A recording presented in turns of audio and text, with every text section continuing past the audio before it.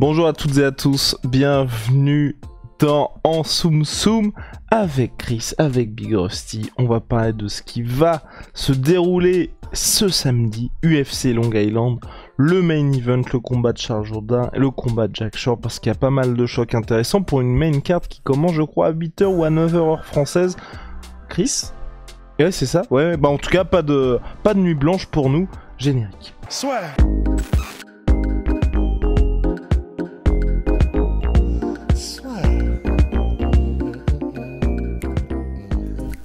Entre dans l'octogone avec Unibet. Qui sera le vainqueur du combat? En combien de rounds? Fais tes paris sur l'app numéro 1 et profite de 150 € offerts sur ton premier pari. Donc on va commencer peut-être par le combat de Charles Jourdain, Cocorico Charles Jourdain qui représente le Québec, donc qui affronte Shane Burgos à Long Island. Est-ce que c'est le plus gros test de la carrière de Charles Jourdain ou pas, Chris?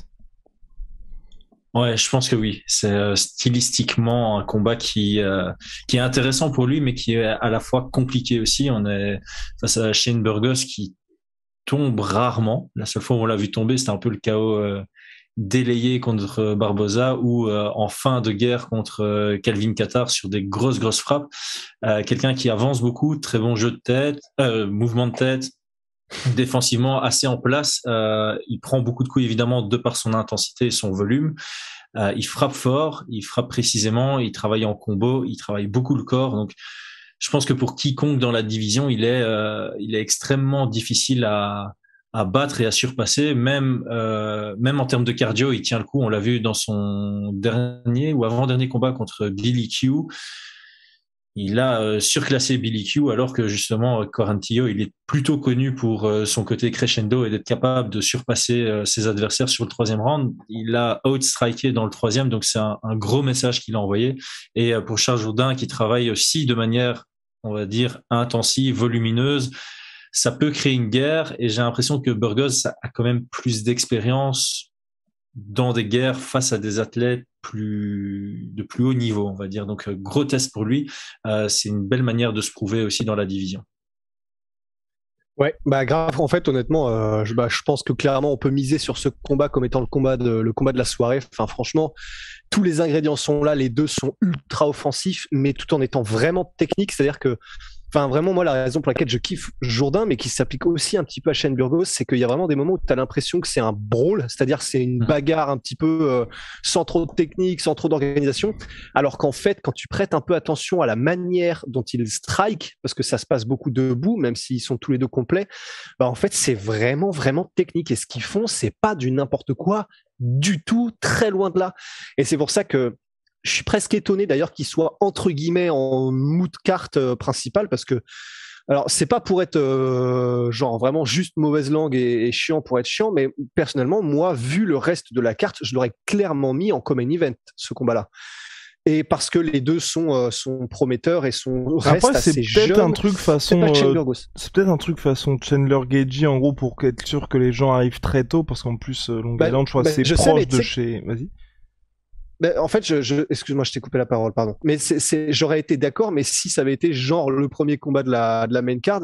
Mais là, il est vraiment c'est le deuxième après le Ron Murphy Misha Tate. Du coup, je sais pas, j'ai un petit peu de mal à saisir, mais en tout cas, pour moi, c'est vraiment, c'est le people main event, même si on va le voir, le main event, c'est une folie totale et on va se régaler. Mais ouais, du coup, je suis, évidemment, Cocorico Charles Jourdain. Mais s'il le passe effectivement ce test, et qu'il le passe avec la manière, parce qu'il y a moyen que ça se finisse très violemment, franchement, on peut avoir la nouvelle superstar francophone. Là, il est déjà dans les rails, mais on peut vraiment avoir la nouvelle superstar francophone, parce que c'est quand même un nom, Shane Burgos aussi. Place au pronostic. Chris. Oh là là. J'espère vraiment une surprise de Jourdain.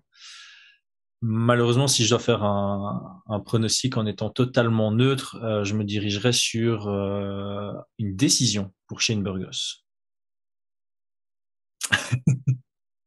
Moi, je vais dire je vais essayer d'être objectif, mais je pense qu'il peut nous surprendre. Il a largement, je pense, les armes pour Charles Jourdain.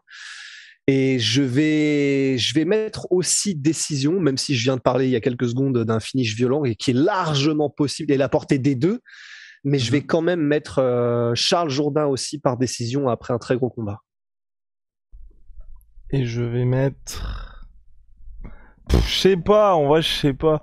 Dans le doute, dis Charles Jourdain. Dans le doute, je vais dire Charles Jourdain. Je vais dire Charles Jourdain par décision. Ouais. Je vais dire Charles Jourdain par décision, même si vous voulez écouter la raison, elle est plutôt du côté de Chris. On va passer à un autre.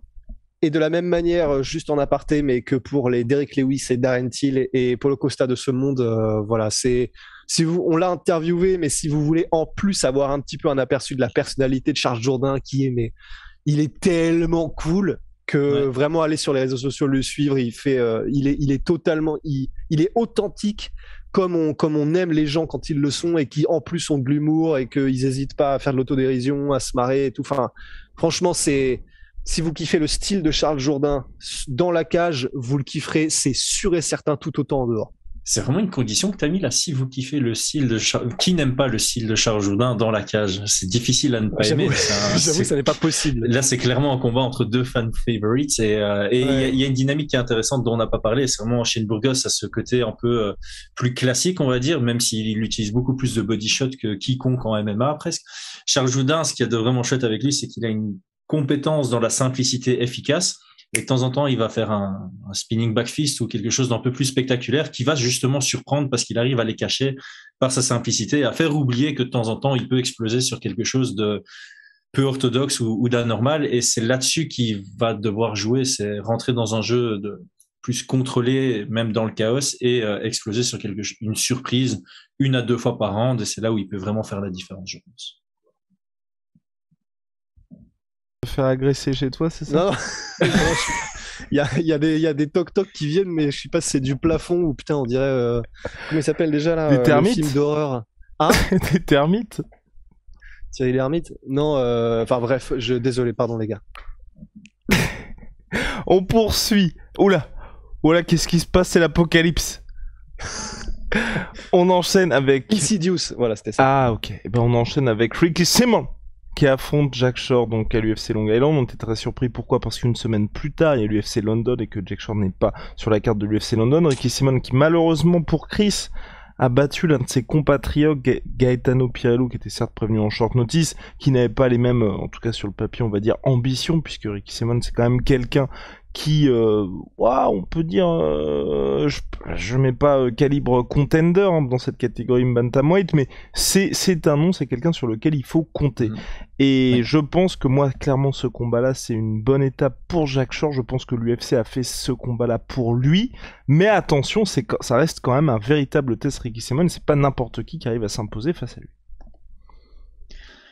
Yes, j'aime bien ce que tu dis parce que j'ai l'impression que l'UFC est en train de bien construire Jack Shore dans le sens où ils lui mettent chaque fois un combat compliqué qui lui permet de s'exprimer mais dans lequel il est supposé être quasi favori à part son dernier où contre Timur Valiev il était underdog au début et il a fini favori parce que les gens mettaient l'argent sur lui à raison parce qu'il a fini par s'imposer et c'est vrai qu'il a vraiment eu une construction à l'UFC qui prouve que l'UFC pense qu'il a un réel potentiel. En même temps, le mec invaincu en amateur, champion IMMAF, invaincu en pro avant d'arriver à l'UFC en passant toute sa carrière au Cage Warriors, en étant champion et en défendant son titre au Cage Warriors.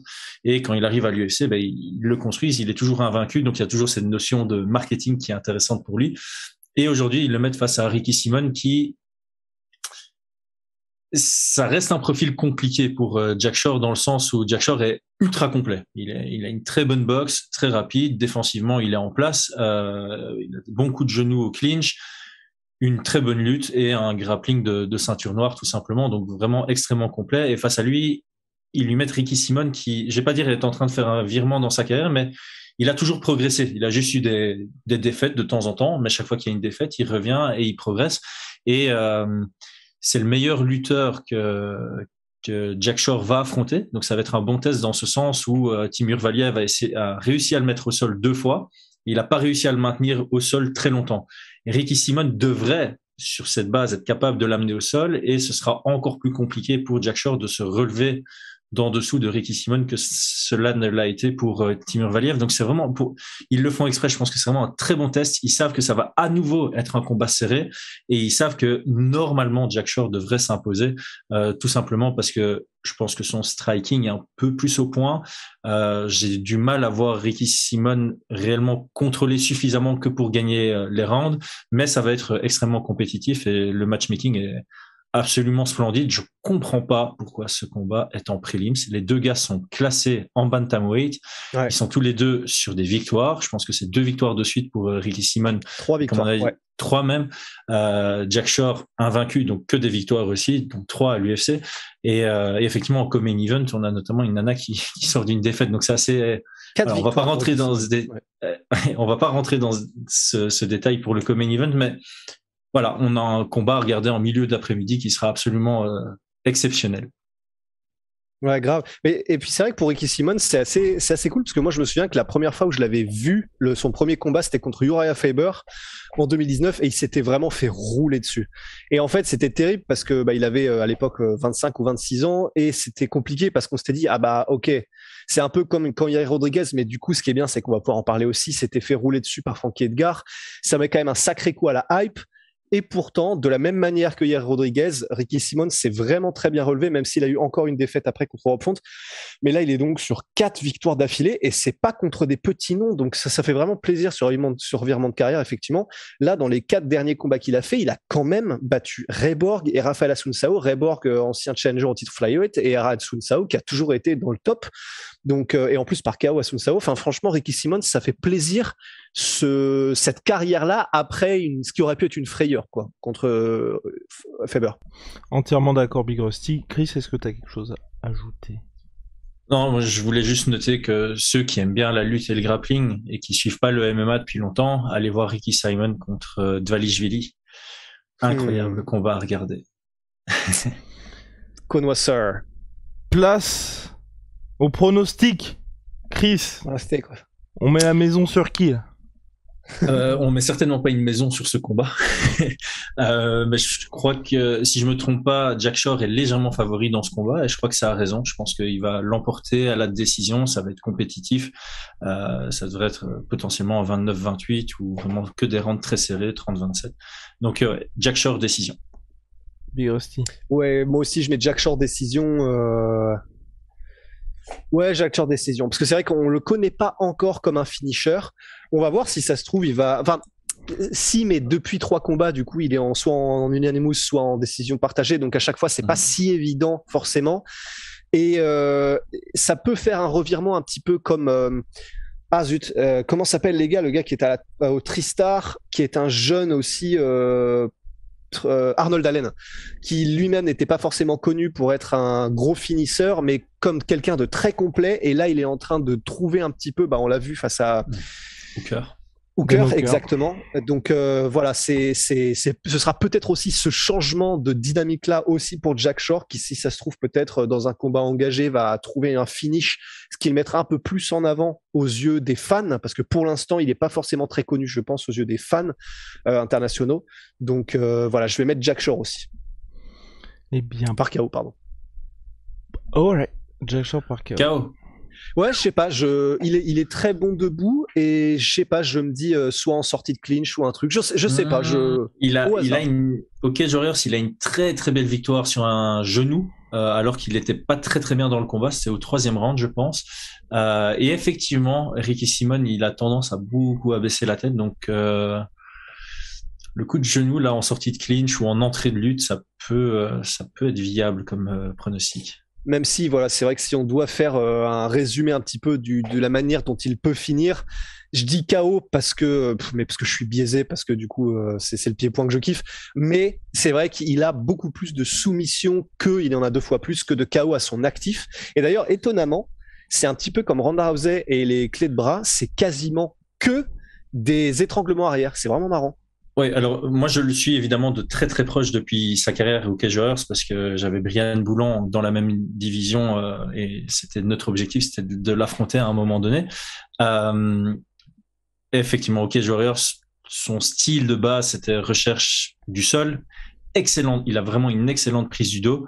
Et quand il a le dos, c'est impossible d'en sortir. Franchement, en dehors du niveau UFC, c'est impossible de l'empêcher de prendre le dos. C'est impossible de sortir une fois qu'il a le dos. Et il va soit chercher à étendre et frapper, TKO, soit il vient chercher très facilement les étranglements arrière. Donc, je pense que si on regarde son palmarès, avant l'UFC, c'est beaucoup des TKO à partir du back control et des étranglements arrière. Ouais, donc mon truc de KO, en fait, je crois que là, c'est très très mal engagé. C'est une très mauvaise. Il y a son KO aussi, je pense que tu peux le voir dans son palmarès, son KO par coup de genou, normalement au 3e round. Par coup de genou. C'est pour ça que je pensais sortie clinch, si jamais il arrive à nullifier la lutte 2. Mais ça paraît quand même très peu probable. Mais bon, je le garde, on sait jamais. On sait jamais, sur un malentendu, ça peut passer. Pour ma part, décision unanime pour Mr. Shore, qui va poursuivre et qui va passer le cap des 17 victoires consécutives. Mais vous le savez déjà, we don't care if he's 16. Alors on avance avec le main event. Brian Ortega et Yair Rodriguez, les gars, vraisemblablement, peut-être en tout cas, le vainqueur, c'est ce qu'a annoncé Yair Rodriguez. Si c'était lui, il aurait le prochain title shot face à Alexander Volkanovski. On se pose la question, est-ce que Yair Rodriguez a progressé depuis le fameux choc face à Frankie Edgar, même si c'est vrai que Brian Ortega, pour toutes ses nombreuses soumissions, il est plus opportuniste que quelqu'un qui va aller chercher la mise au sol, et ça c'est important de le souligner. Et l'autre truc qui est important de souligner aussi, c'est que Brian Ortega, moi en tout cas je pense ça, a peut-être un petit peu tombé amoureux de son striking, de son anglaise, et j'ai pas envie qu'il se retrouve dans une situation où il sera pris par le piège Yair Rodriguez. Chris, qu'est-ce qu'on... Oui, on va laisser Chris en parler parce que c'est lui le spécialiste et l'analyste. Néanmoins, juste parce que je pense que c'est important, il faut que j'intervienne sur ce que tu viens de dire, Guillaume. Je sais pas si vous avez écouté son interview là d'avant combat en conférence de presse. Il a justement parlé exactement de ce que tu viens de dire en disant, en fait, il a parlé de la guillotine de Volkanovski et on a profité pour ensuite extrapoler en disant ce qui m'a manqué en fait sur la guillotine de Volkanovski, c'est 2 ou 3 tout petits ajustements, et il en a profité pour étoffer son argumentation en disant, et c'est même bien pour ça que je me suis rendu compte qu'en fait j'étais dans un certain confort sur mon jeu au sol parce que je savais qu'il était très au-dessus des autres, et que du coup j'ai un petit peu arrêté de m'entraîner aussi dur que je m'entraînais avant sur mon sol pour favoriser mon striking et d'avoir cette lucidité, d'avoir cette manière d'analyser les choses. Et donc, forcément, s'il le dit, c'est donc aussi qu'il s'est remis à travailler son sol de la même manière qu'il le faisait avant pour progresser, apprendre, etc. Ça répond à ta question. Putain, Guillaume, tu racontes pas que des bêtises. Alors, Chris. Tracy Cortez. Oh. Il sort avec Tracy Cortez. Non, mais c'est important. Il sort avec Tracy Cortez. Il a une excellente lutte. Elle a une excellente lutte. Et le défaut qu'on va toujours donner à Brian Ortega, c'est un striker grappleur, un peu comme les Diaz. Quelqu'un qui a finalement développé un bon jeu en pied-point, qui a un très bon sol. Personne veut l'amener au sol, sauf s'il force la personne à le faire grâce à son striking. Donc, il avait, jusqu'à combattre contre Max Holloway, il avait un jeu de pression qui était pas mauvais, mais il se faisait tout le temps outstriker, mais ça forçait souvent ses adversaires à, sous la pression, soit de shooter, que ce soit pour Moicano, soit de simplement s'abaisser, comme Swanson ou Brandao, et ça lui permettait d'attaquer ses excellentes guillotines ou triangles ou quoi que ce soit en grappling. Son problème, c'est une fois qu'il arrive au top niveau, il y a Max Holloway, Volkanovski, ils succombent pas à cette pression. Ils arrivent à gérer cette pression et donc ils vont jamais engager dans un quelconque échange en grappling, et même si c'est le cas, ils savent en sortir. Max Holloway, il a jamais été vraiment dans une grosse situation de grappling contre Ortega, et Volkanovski s'est retrouvé suite à un knockdown, s'est pas retrouvé suite à une situation debout qui a amené à ça. Donc le point manquant pour moi chez Ortega, c'est pas de réaméliorer son sol, c'est plus d'être capable de provoquer ces échanges en grappling et en lutte, et donc travailler sa lutte offensive. Maintenant qu'il est avec Cortez, j'espère qu'il est passé de temps en temps chez Fight Ready pour travailler là-dessus, parce que c'est vraiment un échelon manquant, surtout contre Yair Rodriguez, qui a pas du tout une lutte défensive incroyable. Je pense que statistiquement, quand on regarde, c'est quoi, 46-56% de takedown defense, donc il y a moyen de l'amener au sol. Maintenant, sa chance, par contre, dans ce combat, c'est que Yair Rodriguez, il aime bien faire ses pirouettes. De temps en temps, elles sont efficaces. Et contre quelqu'un comme Max Holloway, je pense que dans les 2 premiers rounds, Yair Rodriguez, il s'est cassé la gueule 5 fois. Et Max Holloway n'a pas spécialement profité de ça. Ortega, c'est un des gars les plus opportunistes qu'on ait jamais vu en MMA. Tu te casses la gueule contre lui, tu te retrouves au sol, il va te plonger dessus et il va te finaliser. Donc, voilà, je rejoins Guillaume en disant, si Ortega vient pour striker contre Yair Rodriguez, il est légèrement underdog en pur pied-point. Je pense qu'il a vraiment quelque chose à faire contre Yair Rodriguez debout, mais il se met plus en difficulté qu'autre chose. S'il arrive à profiter d'une quelconque opportunité d'amener ça au sol, proactivement ou réactivement, parce que Yair Rodriguez a fait une bêtise, là, il est large favori par contre. C'est ça qui va être super intéressant, c'est que là, c'est le parfait laboratoire et c'est le parfait moment pour Ortega d'effectivement soit avoir fait tout un camp d'entraînement où il a mis l'accent sur mettre la pression, cadrer, soit amener en clinch, soit en tout cas amener un contact avec Rodriguez. Il y a 2 raisons à ça. La première, c'est qu'effectivement, s'il y a bien un moment où il faut apprendre à faire des mises au sol, c'est maintenant contre Yair Rodriguez, parce que c'est là où il a probablement le plus gros avantage, c'est évident. Mais le deuxième effet qui se coule en plus, c'est que s'il y arrive à avancer sur Yair Rodriguez, on sait que une des réponses contre les strikers, et à plus forte raison contre les kickers, c'est d'avancer sur eux. Parce que kicker et mettre des coups de pied en reculant, c'est beaucoup plus complexe que si tu as l'espace. C'est pour ça que vraiment, tu vois, c'est ce qu'on dit toujours, c'est si c'est contre un mec qui met beaucoup de low kick, beaucoup d'high kick, machin, réduis la distance quoi qu'il arrive. Ça va être intéressant de voir, et je vois pas, ce serait incompréhensible qu'il n'ait pas mis une grosse partie de son camp d'entraînement sur ça, Ortega, et c'est pour ça que ça va vraiment être très intéressant, parce qu'on sait que c'est quelqu'un qui a des grosses facilités d'apprentissage, et là vraiment je pense que voilà, sans avoir fait Saint-Cyr ou la NASA, voir à quel point il a été capable, lorsqu'il a fait son changement de camp d'entraînement et qu'il a changé de team, le niveau auquel il est arrivé en pied-point, grâce notamment à Kevin Ross, qui est un combattant de Muay Thai que j'adore, c'était impressionnant contre Korean Zombie, vraiment impressionnant. Donc, et puis de toute façon, tu ne deviens pas un prodige du sol si tu n'as pas des facultés d'apprentissage extraordinaires. C'est clair, et c'est assez intéressant parce que on a vu Ortega capable de combattre sous plusieurs dynamiques. Donc, en début de carrière à l'UFC, mettre la pression, même si il dominait pas et qu'il était chaque fois parti pour une défaite, ça lui permettait de trouver l'ouverture. Il perd contre Max Holloway, donc à mon avis, dans sa tête, il fait la bonne réflexion en disant, OK, ça marchait en dehors du top 5, maintenant que je suis dans le top 5, cette stratégie va plus fonctionner. Il a pris 2 ans de pause pour savoir travailler sur le pied arrière.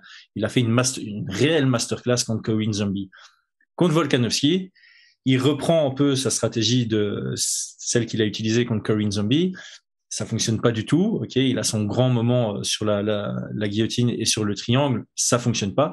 Dans le 5e round, il redevient un peu lui-même d'avant. Il met la pression et c'est son meilleur round au final. Bon, au-delà de l'opportunisme, son meilleur round sur les 5 minutes, c'est le 5e parce qu'il met la pression, il redevient un peu lui-même.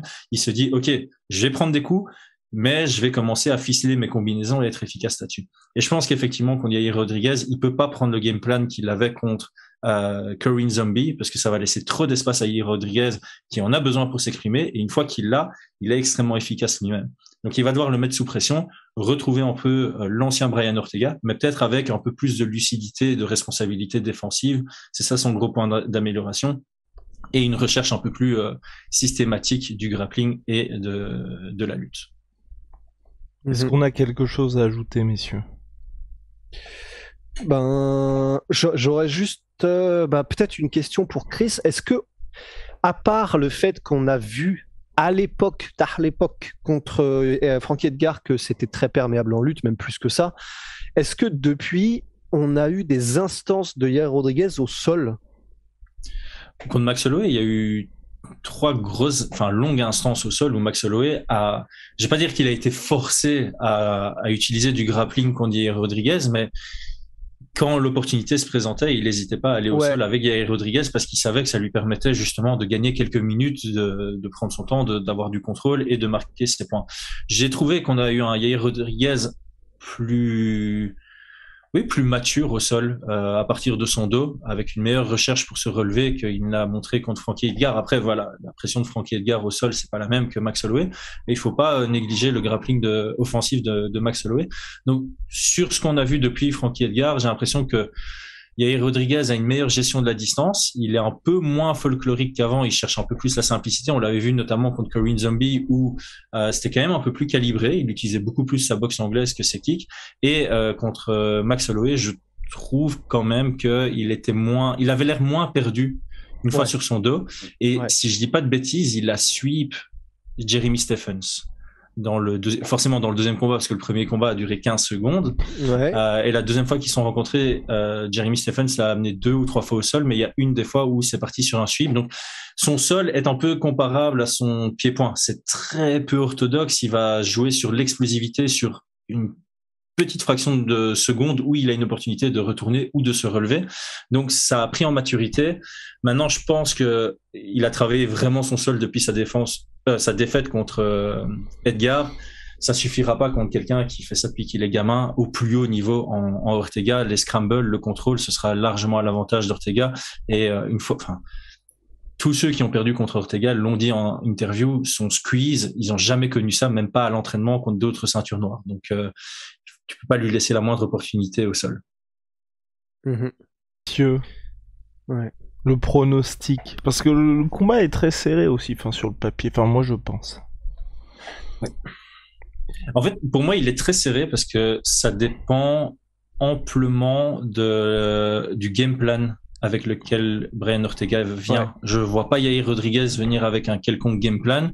Les classiques, maintenir la distance de kick, ça lui convient bien, ça permet de voir venir les shoots, et en plus, le plus dangereux du côté d'Ortega, c'est vraiment son anglaise et ses coups de coude quand on essaye de casser la distance. Il n'y a pas spécialement de raison de casser la distance pour Yair Rodriguez, il peut vraiment rester loin et rester loin de la cage en même temps. Maintenant, moi, j'ai quand même confiance en l'intelligence de Ortega et de son coin. Je sais que Ortega se fait aussi entraîner en strength and conditioning par Dr Andy Galping, qui est pour moi une méga star de ce milieu-là. Donc il sait sélectionner les bonnes. Oui, il faut écouter. Tu peux en parler vite fait, je connais pas trop. Qu'est-ce qui fait qu'il est si stylé? Il est en constante formation, il réfléchit au plus profond de chaque détail et il a une compréhension, que ce soit neurologique, biologique, anatomique du corps humain. Et tous les podcasts que j'ai écoutés avec lui, c'est une source d'information. Il est capable de vulgariser des données assez complexes de ce milieu-là. Donc franchement, je le kiffe. Et il a dit dans son interview notamment que il était très difficile quand il sélectionnait les athlètes avec lesquels il travaille. Et je trouve qu'un coach qui fait ça prouve quelque chose. Il n'est pas là pour l'argent, il est là pour la performance. Et quand un coach est là pour la performance, tu sais que ses athlètes vont passer un tournant. Il travaille notamment avec Ortega et avec Tatiana Suarez. Comment il s'appelle, tu dis? Docteur Andy, A-N-D-Y, Galpin, G-A-L-P-I-N. Ok. J'irai il a fait un podcast notamment avec Huberman, dont je suis un grand fan. Et c'était une pépite, ce podcast. Ok. Donc voilà, tout ça pour dire que j'ai confiance en le fait que Ortega s'entoure souvent des bonnes personnes. Il fait très souvent les bons ajustements par rapport à ses défaites. Et donc j'ai l'impression qu'ici, il va venir avec la bonne stratégie et je le vois soumettre. Wow. Ouais. Bigros E. Effectivement, c'est vraiment intéressant parce que ça dépend tellement de la stratégie avec laquelle arrive Ortega. Après, moi, ce qui me donne confiance, c'est il a une lucidité et un recul par rapport à lui-même, ses performances et ce dont il a besoin pour progresser. Ortega, ça m'impressionne toujours. Et là, ça fait pas exception. Vraiment, quand tu l'entends parler, je vous recommande vraiment d'aller voir son interview là qu'il a fait d'avant-combat en conférence de presse. On parle là, on est maintenant qu'on a fait l'analyse entre guillemets technique, on est un peu plus dans ce qu'on pourrait appeler X-Factor et tout ça. Pour le coup, celui d'Ortega, moi vraiment, c'est quand il te dit maintenant je suis revenu sur, comme je me suis rendu compte qu'il y avait encore des ajustements à faire sur ce qui m'a permis en gros de ne pas pouvoir, ce qui ne m'a pas permis de pouvoir verrouiller la guillotine et gagner contre Volkanovski. Ça m'a vraiment tout remis en question en termes de mes priorités d'entraînement. Est-ce que j'ai pas délaissé certains trucs et tout. Et en gros, quand t'entends Ortega dire, et c'est ce qu'il dit dans la conférence de presse, vraiment, je suis revenu un petit peu à l'état, c'est marrant, tu en parlais il y a quelques secondes, Chris, d'éternel apprenti, où tu recherches de perdre, en fait. Tu recherches d'aller avec des lutteurs ou des gens qui font du JB ou des strikers et de te prendre vraiment une leçon d'humilité tellement ils sont loin devant. Et il est, voilà, et il dit, c'est un peu en mode Rocky, où tu cherches ces gars-là pour perdre, pour vraiment te faire humilier, mais pas dans le sens péjoratif, dans le sens, il te rend humble par rapport à tes propres performances, tes capacités, et revenir peu à peu, et donc avoir cette notion de progrès constant. C'est con, mais ça témoigne d'une certaine maturité quand même, et je pense que quelqu'un qui a autant de recul par rapport à ses manières de faire, ses process d'entraînement, etc., je me dis qu'il doit être quand même très coachable et très ouvert pour des game plans adaptés à différentes perspectives. Donc, quelqu'un comme ça ne me semble pas quand même de prime abord être particulièrement buté et vouloir faire les choses comme lui l'entend, et c'est tout. Et c'est pour ça que j'aurais quand même assez confiance en un game plan fait aux petits oignons par son équipe, si son équipe est vraiment aussi compétente, quoi. Donc tu mises Ortega. Alors, ouais, tout ça. Je pense que je vais mettre Ortega et après quelques frayeurs peut-être, parce qu'il est tellement flippant, Rodriguez, quand il kick. Mais quand tu es capable de mettre dans le mal Max Holloway par tes kicks, c'est vraiment qu'il y a un truc qui est flippant dans ton arsenal. Et en plus, il y met avec la volonté de faire mal. Tu sens limite, il grimace quand il met ses kicks. Enfin voilà, il veut te nuire. Donc je pense qu'il y aura peut-être quelques frayeurs, mais effectivement, j'ai envie de dire aussi, que ce soit par une mise au sol ou par un opportunisme, à un moment donné, je vois bien Ortega réussir à empaqueter le paquet cadeau et puis finir l'affaire. Eh bien, je vois aussi victoire de Brian Ortega par soumission au 3e round. On peut juste parler de un truc, c'est la durabilité des deux, parce que c'est ça qui va aussi donner pour moi le fait que ce sera un magnifique combat, c'est qu'ils n'ont pas peur de rentrer, ils n'ont pas peur d'encaisser, ils n'ont pas peur d'échanger, et ils sont tous les deux capables d'encaisser sans tomber, ou en tombant mais en restant dans le fight, et je pense que ça peut nous donner vraiment ce combat va être chaotique, on va pas se mentir, ça va être chaotique, et ça va être très très agréable à regarder. Donc on a, pour moi, 2 bangers en pied-point assurés en Charles Jourdain, Burgos et ce main-event. Et en plus de ça, on a un banger probablement complet sur Ricky Simon contre Jack Shore. Et il y a d'autres beaux combats aussi, même à plus bas niveau. Il y a Sue Mudarji contre Matt Schnell. Voilà, c'est pas le même niveau que ce qu'on vient d'analyser, mais ça sera fun normalement dans la cage. Et voilà, merci beaucoup Chris. Rendez-vous dans la nuit. Non, pas dans la nuit. Samedi, 20h pour cette UFC Long Island. On sera présents, on sera tous avec vous, on sera tous derrière Charles Jourdain. On se retrouve très très vite. Shout out à ma chouette P. Code la sueur, vous avez toutes les promos que vous voulez sur tous mes protéines. Chris, on se retrouve très vite. D'ailleurs, Chris, il faut qu'on lui envoie les nouveaux savonnets parce que là, il a besoin d'être rafraîchi, ce monsieur. Il m'en reste encore, hein, mais... Ah, toujours près de moi, toujours près de moi. Faut qu'on lui ça sent bon dans mon bureau. Allez, salut.